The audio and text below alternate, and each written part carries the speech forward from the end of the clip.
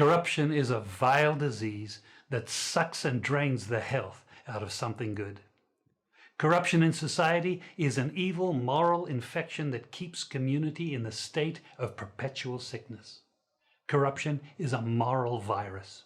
It's so potent it leaves its host sick, lethargic, and unable to realize and accomplish all that a well person can. Where corruption thrives, poverty and not prosperity thrives. Wealth is grabbed into the greedy, grubby hands of those who get fat on the toil and labor of good people. Corruption benefits, only temporarily, those who participate in it. Everyone else is a victim of the theft, the deceit, the dishonesty, and the lies that corruption feeds on. You need to know that a corrupt person is stealing from you.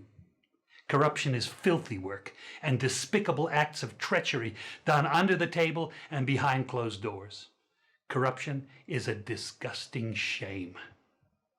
Corruption keeps a nation back from true development and from progress. Wise investors steer clear of a corrupt environment. They would rather put their resources into a place where the playing field of opportunity is equal for all and not bent towards feeding the financial lust of corrupt, lying, cheating, thieving politicians and government officials.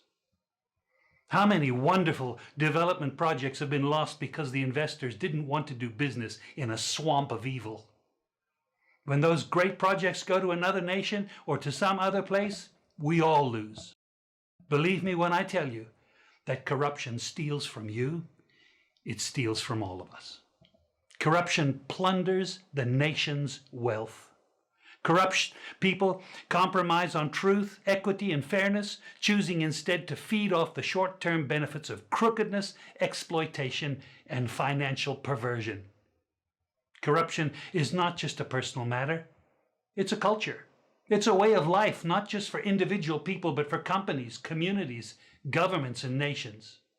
Corrupt nations, hiding behind large companies, will seek to invest in other weak nations in order to take over the assets of the nation that they've invested into.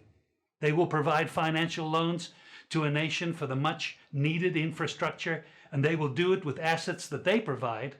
They will sign contracts by lining the pockets of rotten government officials who participate in this kind of corruption and are then held hostage by their own deceit and greed.